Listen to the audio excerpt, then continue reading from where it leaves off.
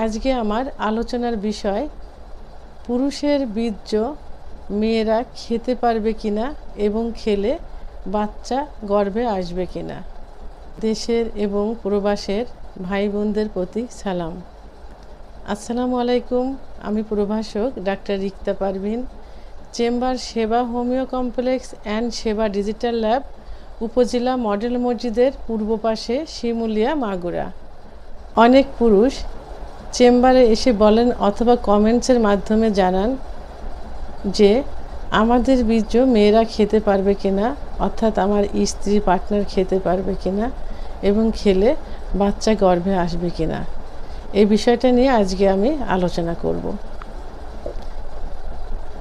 আমাদের আগে জানতে হবে আসলে বীর্যটা কী। বীর্যটা হলো এক প্রকার জৈব তরল পদার্থ, যার মধ্যে অসংখ্য শুক্রাণু থাকে। যে শুক্রাণু সহবাসের সময় স্ত্রীর ডিম্বাণু এবং পুরুষের এই শুক্রাণু মিলিত হয়ে বাচ্চা উৎপাদন করে থাকে। তাই এটা এই বীর্যতে কি থাকে? এই বীর্যতে পর্যাপ্ত পরিমাণে শুক্রাণু সহ জিঙ্ক, ম্যাগনেসিয়াম, পটাশিয়াম, ফ্রুক্টোজ থাকে, যা স্কিনের বা ত্বকের জন্য খুবই কার্যকারী উপাদান। পুরুষের বীর্যের যে পরিমাণ প্রোটিন থাকে, ডিমের সাদা অংশে সেই পরিমাণ প্রোটিন থাকে। তাই সুস্থ পুরুষের, অর্থাৎ যে পুরুষের শরীরে সিফিলিস, গনোরিয়া, এইডসের কোনো জীবাণু নেই, সেই পুরুষের বীর্য মহিলারা পান করলে কোনো ক্ষতি হয় না। কিন্তু যদি সিফিলিস, গনোরিয়া, এইডস থাকে তাহলে পান করলে সেই মহিলার শরীরেও এই রোগগুলো জড়িয়ে যাবে।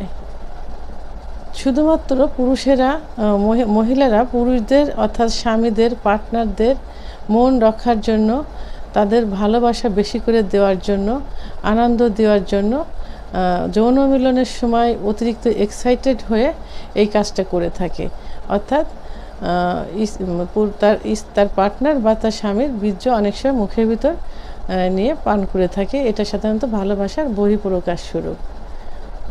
তো বন্ধুরা, এখন কথা হলো যে এই যে পুরুষের বীর্য আসলে পান করা ঠিক না। এটা ইসলামিক শরিয়ত অনুযায়ীও ঠিক না। তবে অনেক মহিলারা শুধু যৌন মিলনের সময় স্বামীকে সুখ দেওয়ার জন্য এই কাজটা করে থাকে। আর পুরুষের বীর্য মহিলারা পান করলে যে বাচ্চা হবে, এই ধারণা একদম ভুল। আমরা সবাই জানি এবং আমাদের জানতে হবে যে শুধুমাত্র যৌন মিলনের সময়, তাও নির্দিষ্ট একটা সময়ে তার স্বামীর বীর্য এবং তার ডিম্বাণু একত্রিত হয়ে বাচ্চা উৎপাদন করে। সেহেতু পান করলে কখনোই বাচ্চা উৎপাদন হবে না। কারণ এটা কোথায় যাচ্ছে? এটা স্টোমাকে, অর্থাৎ পাকস্থলীতে যাচ্ছে। আর পাকস্থলীতে কখনো তার ডিম্বাণু আসার কোনো ওয়ে নেই বা পথ নেই, সেহেতু কখনোই বাচ্চা হবে না। তো যেসব পুরুষ ভাইয়েরা আমাকে কমেন্টসের মাধ্যমে জানতে চেয়েছেন, সরাসরি চেম্বারে এসে জানতে চেয়েছেন, এবং সর্বোপরি যারা জানে না এবং একটা কৌতূহল থেকে থাকে, তাদের জন্য আমি বলবো যে স্বামীর বীর্য ইসলামিক আইন অনুযায়ী পান করা, খাওয়া ঠিক না।